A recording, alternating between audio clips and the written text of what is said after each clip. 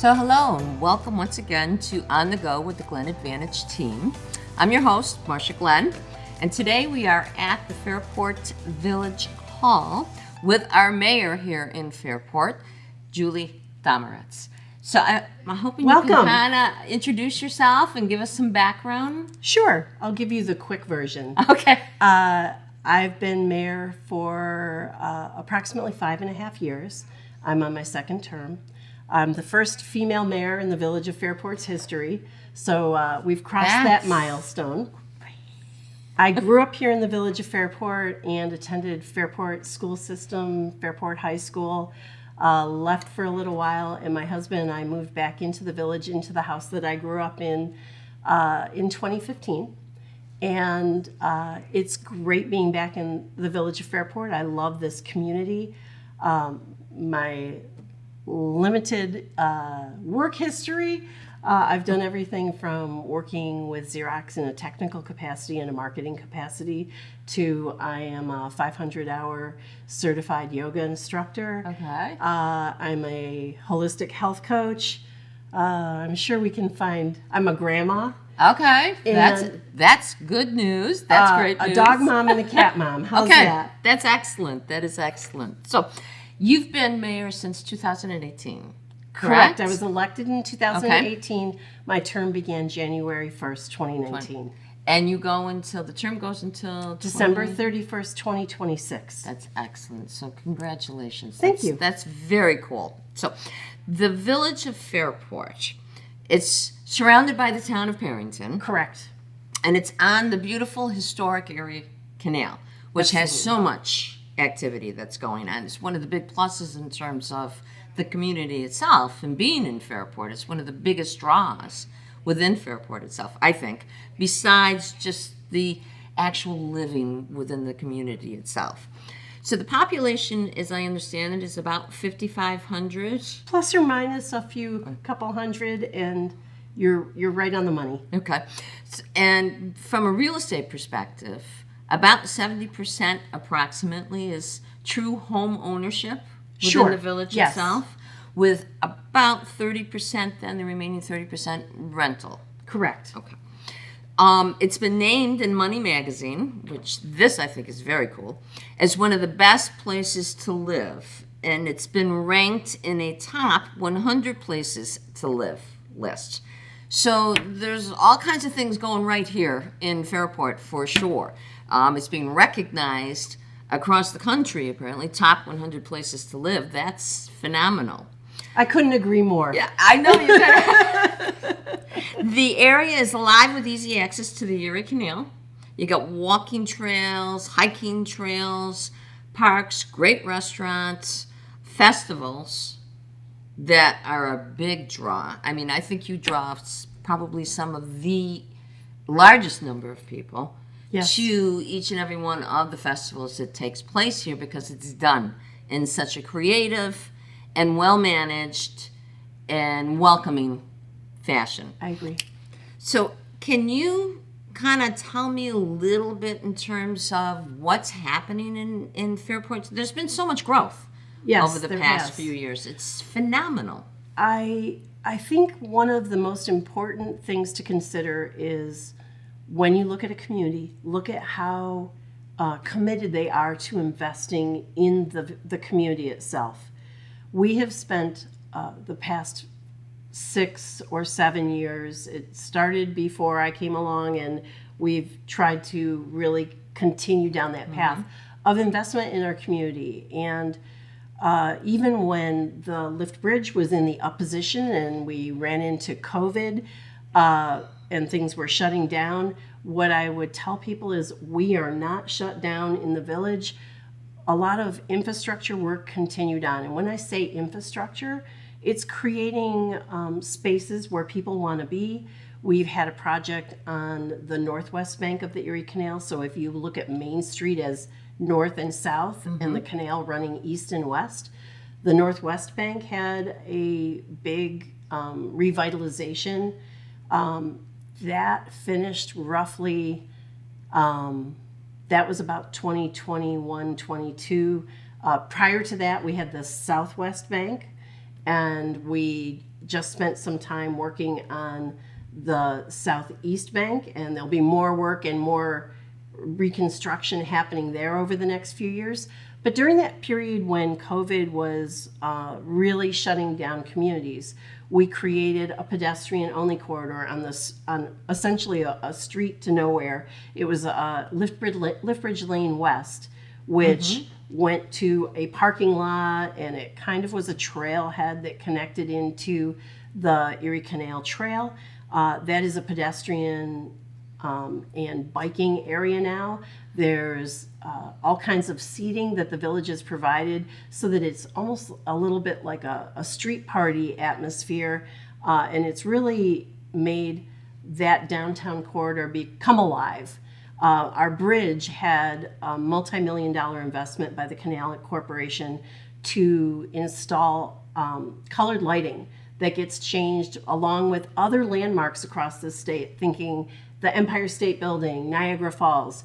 Our bridge lights match the color choices that are happening across the state with the governor's lighting program. Is so cool to have happening. So creating just a whole different sense of not just village living, but creative and ambiance, and there's more to village living than just walking down the sidewalks and walking your dog. Sure. It's a whole atmosphere that you are indeed trying to put into place so that people feel as though this is something different.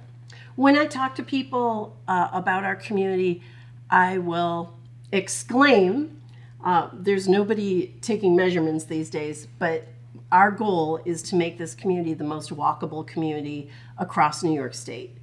And to do that, you have to build that infrastructure. You have to make connections between neighborhoods. You have to have safe places for people to cross the street. You have to put crosswalks in sometimes where people are begging you to put a crosswalk in, and it takes forever to get it through the DOT, but we get a crosswalk in. And there's even more projects. But all of those things coming together, I think you have to look at the historical precedents of your community. We have beautiful historical housing, a variety from different times in our history, whether it's the Victorian era or there are a couple of Queen Annes in this community, to where you'll find post-World War II, 1920s style housing. And it brings a certain historical nature to your community that fits along with the canal, that fits along with the railroad that helped build this community. And it's a draw to people. But when you create that walkability, people come, they stay, they want to walk around. And it not only helps the people who live here, who want to visit here, but it helps your business community as well, because now you've brought people in to see what's going on in your community, and they stay and they walk by businesses and say, gosh, I don't know what they have in that store. Let me go in and check. And a huge change, I think, in people's idea of what this community is. If we rolled the clock back to 2014 and 2015, it's all restaurants and breweries, and there's nothing else to do in Fairport. When people come and visit our community, not only is it restaurants and breweries, but there are unique businesses, whether it's I want to go to Skip's Meat Market, or I want to stop in What's Good in the Village Landing. I want to go to So Creative, which is a business that moved out of the village and moved back into the village. We have an amazing yarn store that's part of a fiber trail now, located in a historic building right on Main Street. We have entrepreneurial spirit in a business like Fizzy Bomb, which is a soap business and candle business that went in on Main Street. So it's not just breweries and restaurants. They're great, but we have all these other unique businesses that when people come and visit, or when I go to do my Christmas shopping, I try and do it all right within our village. There's Sophia Shoe Repair that is also in the village. So you've got just a mix of all kinds of, Yes. You can't get through the door sometimes, because I've tried with my bag of shoes that need to end up being repaired, and you can't get through the door because people are lined up to get in, and they come from outside of the village, Yes. in order to utilize the service. It's that unique business that can't be recreated on every street corner, because there's a skill and technique, that an artistry to some of these businesses. That can't be duplicated. They for can't sure. be duplicated, For and sure. that's what makes this community special. So tell me a little bit about, in terms of what did transpire, what is transpiring, like over on is it Cannery, The Cannery. where the distillery is, and Campagne moved to, which was a great idea on their part, because they were getting so congested in their little area with the way that they grew their business just from the community itself. They needed to go over to a bigger space. But I understand there's also like golf simulator, pickleball. So tell me some about that. You know, I think that's another unique property that sat vacant for over 40 years. I grew up on the north side of this village where it's located, and when I was growing up here, it was a manufacturing site for the American Can Company, and it was actively in business. They closed down in the time period around the 80s, and those buildings all sat vacant for years and years and years. And I really credit Trip Hammer Beer Works and Iron Smoke Distillery with kicking off the beginning of the revitalization of that area. They're located in different parts of the building. What we think of as the Cannery now is a different portion of the building, but we have a major label distillery located right in our village. It's amazing to me that I can go to liquor stores across this country, and I can this is made about a half a mile from my house, and they're awesome and they're award winning, but it took the spirit of people wanting to be here and seeing what's going on in this community for those spots to be filled up. Whether it's there's a couple of craft breweries over there. There's a German style brewery, which is another unique instance of a brewery. There is So Creative. There's a golf simulator. There's a gym for kids. There's, did I mention indoor pickleball? Which is really fast and up and coming. It's more, incredible. It's tough to find an open space in that building. I know one business left, and it's already been filled again with another business. There are businesses that are located there that are adding on. One of the nightlife spots is in the process of adding a mezzanine. So, you know, even though it's a filled building, it's growing. And that has had a huge revitalization on the north side.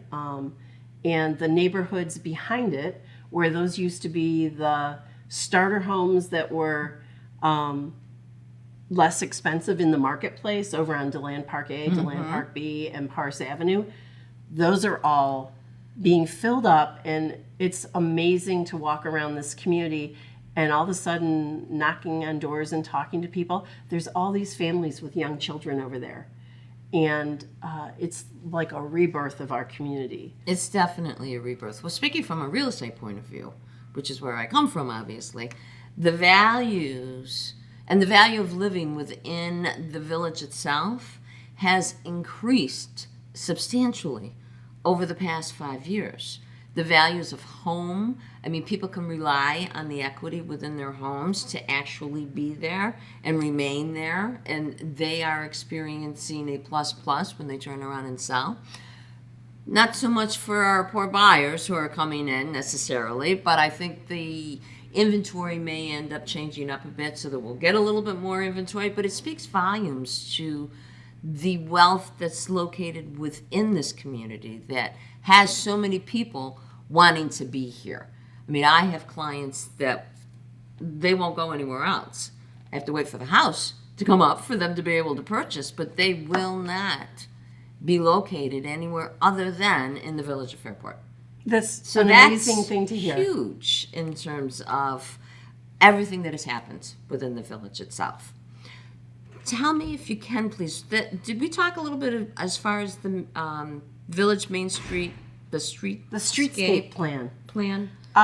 Another project that I am thrilled to talk about that is an investment in this community in the infrastructure. We have received a TAP grant, which is Transportation Alternative Projects, a TAP grant from the federal government that the overall cost of the project is $5 million. When you get a grant, people sometimes believe that, oh, you've just been handed money, but it's $4 million that comes from the federal government, and the village will make the investment of $1 million. We have to cover 20% to get the other 80%. It will transform our Main Street into 2025, because this project doesn't happen until next year. And what some of the project entails is replacing the sidewalk. You would think, oh, it's sidewalk. How much could sidewalk cost? Oh. A little chunk of sidewalk can cost $78,000. Yeah. It's replacing the sidewalk from just south of Church Street.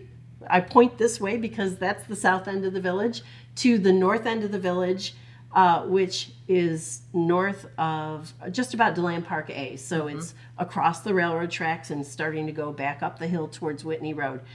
We will be replacing all the sidewalk. We will be fixing all the curbs. People are like, well, how much can a curb cost? Granite curbs are very expensive. We'll be fixing the curbs so that they match what's happening in our community in 2025 versus 1992 or 1982. So that will be done. We'll be placing new trees all up and down, that's great. up and down Main Street, growing our urban forest. We'll be looking for places where we can add more public art. This is a community that believes strongly in public art and having public art in the main corridors of our community. We'll be looking for where we can add more public art. We'll also be looking to add more plantings, new street lights, so that we'll be having more hanging baskets and banners, which beautify our streets, benches, planting that will happen along the ground. So from the curb to the facade of businesses, we'll be looking for a complete refresh in 2025. It'll be a major project. It won't impact street traffic, but we will be working on the sidewalks, and just to have new sidewalks is an amazing thing. You don't realize until you actually are walking on the sidewalks. Correct. To balance it against the old sidewalk as opposed to the new one that's going to be coming in, people are indeed going to be able to recognize that. So we're very excited about it, and we'll be having some upcoming meetings. If anyone is interested in finding out when any of these meetings are, our village website is fairportny.com, and right on the homepage we keep our residents and visitors up to date with meetings talking about what's happening in our village or projects that are happening in our village. That kind of a project, what's anticipated length of time for? It'll start late spring in 2025. I don't have an exact timetable. Right. And our goal will have everything wrapped up by the beginning of November. So it'll cover most of That's phenomenal. Most of the construction season for the village, but we will still be having the regular festivals, Canal Days, Fairport Music Festival, our parades that we are so well known for, whether it's Memorial Day or July 4th. We'll still be having the regular activities in our community. It just may be with a little dust and dirt thrown in for well, good for that measure. short a period of time, for what it is that you are proposing to be done, that's pretty phenomenal. Thank you. In terms of being able to take care of that infrastructure. It's been a long time coming. This was originally proposed back in 2016, and it's taken us a while to get there, but we're ready and just can't wait till we can get started. Great. So tell me a little bit, if you would, please, in regards to the things that do happen here that I hear people throughout the entire Rochester and Monroe County area talk about and flock to each and every season. We just completed Fairport Canal Days. Yes. Which was, again, It was a great fabulous success. So what I think this gives me an opportunity to talk about is that statement, it takes a village. The Village of Fairport, while we host it, we don't run Canal Days. It is run by our Fairport Parrington Merchants Association, and it's a fundraiser for public art in our community. So artisans from across this country come, along with food vendors, and this past Canal Days was as big as any year in our history. And I've seen some pretty big Canal Days where we have a couple 100,000 people show up on Saturday and Sunday, and sometimes in the evening for Canal Nights as well. And the music festival that takes The music place. festival comes at the end of August. It's fabulous music, I have to say. It's so much fun. It is. It's just that large a group of people gathered together. You've got different venues going on, different music types going on. You've got different stages happening. It's one of the coolest things I think I've ever seen. What's just as nice about it, it's very cool. It's very family friendly. But it's a fundraiser for Golisano's Children's Hospital. And again, while we are the host, we don't run the music festival. It's run by Fairport Music Festival. It's a group of friends who were just going to have this one weekend to raise money for Golisano's. I think it's about 20 years ago now. And it's been going on all of those 20 years, with the exception, I think, of during maybe 2020 and 2021, and there were all kinds of satellite little mini music festivals going on in people's neighborhoods to continue the process of bringing music. What's amazing about that particular festival is you can come and you can hear new wave music from the 80s, or you might hear 70s music, or you might hear blues over on this corner, or maybe it's a morning of Irish music. I've been walking around on a Saturday morning, and while the music festival was going on a couple streets over, I heard Irish dance and Irish music one morning.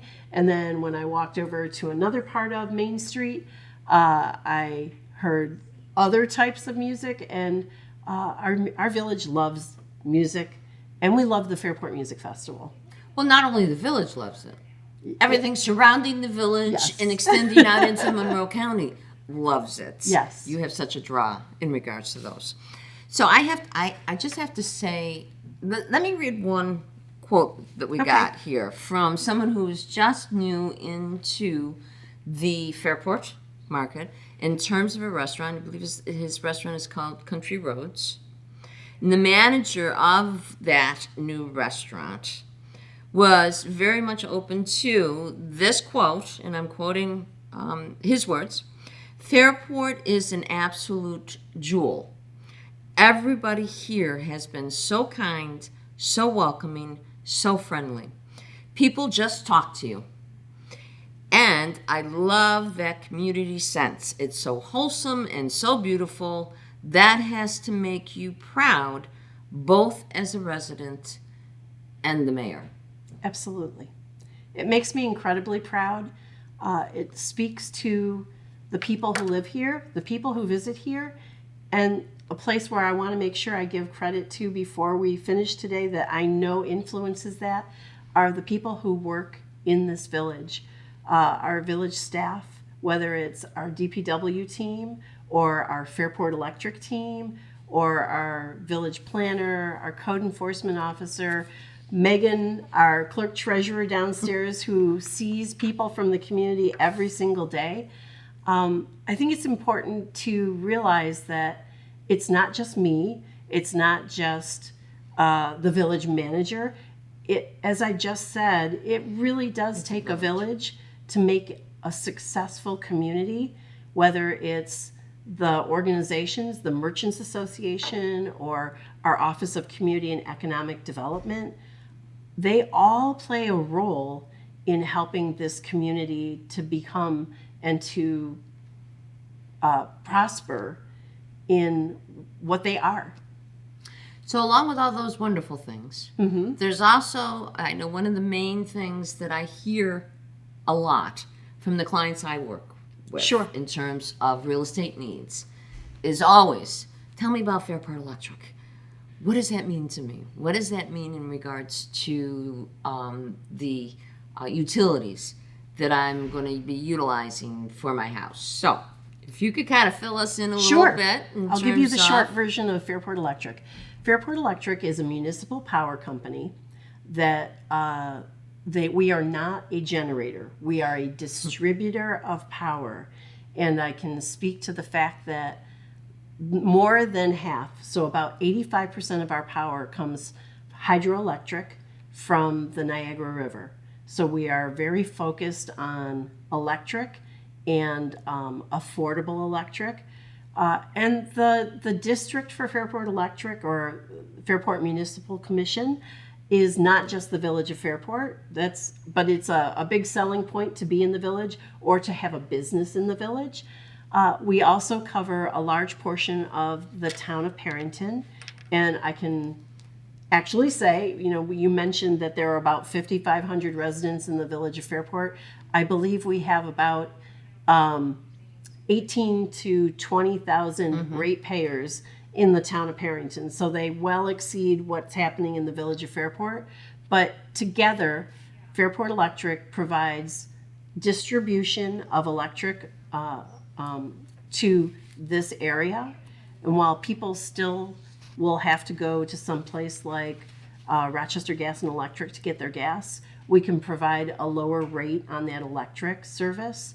And it makes us a very desirable community to do business in and to want to live in, because your bill is an awful lot less. And we also do a lot with supporting the electric infrastructure in our community. Okay. We have many charging stations. This community itself is considered a model electric vehicle community because the 14450 zip code has such a high level of electric vehicles or hybrid vehicles. We have high-speed charging stations across the street at the farmers market area of the Village Landing. We have over 23, maybe 25 trickle chargers located just in the village itself. And we also work together with the town of Perrington. They are now building charging stations at Perrington Town Hall and other locations throughout the village. That's great. You're a few steps ahead of a lot of the other communities. Yes. Of New York looking for that 2050 electric change.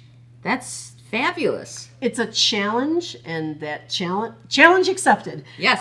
It's a challenge to get to 2050, but we are up for the challenge, and we are working in that direction. And realizing the need for and the desire for. Yes, and you can't just say everybody's going to have an electric vehicle without creating an infrastructure, the infrastructure to support it. How do you get across this state? How do you get back and forth through the community?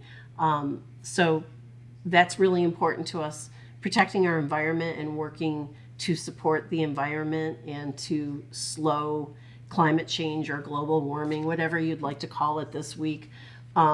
It's important to us. That's what, I bet you don't have this anywhere in your notes. The Village of Fairport has a free composting program. You're right. For village residents. So there, that's now you have a piece that's great to find out. You have a new selling point to talk to people about the Village of Fairport. I believe it was about 2019, 2020. We instituted a free composting program so that residents can take their compost, their household scraps of food, and we actually take meat and shellfish and meat scraps, bones. We can actually, working together with our partner Impact Earth, take care of that. And instead of it going to the landfill, it goes and gets composted and makes new dirt for our community. So you now have a new selling point to share with people interested in moving into this community. Did you know that you can participate in free composting in the village? And I know that that's a huge piece of information that so many people are going to find extremely valuable and interesting for themselves. So, last question is, we kind of pull things together here. What do you see I know we talked a lot as far as Fairport and what's happening, what has happened, and what we're looking forward to. What do you see for the future of Fairport in general? I see support for many different people. And when I say support, a portion of our population is aging. Walkable communities help support aging populations, as well as making sure there are places to live within your community. I see support coming for younger people. One of the characteristics of Generation Z and millennials is they want places that are walkable and activities that are community-based, and the term that gets used a lot is placemaking. They want to live someplace that has character. And I see us continuing to support the history of our community, as well as bringing us forward into the 2020s with the capabilities that we have available for our community. So I see a continued market where people want to live here. Maybe it makes it a little tougher to find a place to live. Wow. But I don't see that changing anytime in the future. I don't either. Because we have a vision that we want this to be the most walkable community. We want to be able to support all different age groups within our community and make the best place to live, work, and visit the Village of Fairport. Well, you're doing a great job. Thank you. And we thank you for that. So I want to thank you, Mayor Domaratz, for allowing us in today and doing this special one-on-one so that we can get some more history in terms of Fairport Village. And thank your staff for being so hospitable and setting this whole thing up for us. We truly thank you and your staff for allowing us in. It's completely and our kind of pleasure. expanding on what Fairport Village has to offer. Thank you so much. Thank you. So, as Julie had mentioned, you can go to fairportnewyork.com in order to get some more information in terms of what's happening in Fairport. That's important. Please go there. And I want to thank you for joining us today once again for the On the Go with the Glen Advantage team. Again, I'm your host, Marcia Glenn. You can search for On the Go with the Glen Advantage team wherever you get your podcasts. And we would very much like it if you would follow, like, or subscribe to any and all of these. So, again, thank you very much. And I hope that you allow the Glen Advantage team to become your advantage in the marketplace. We'll see you next time.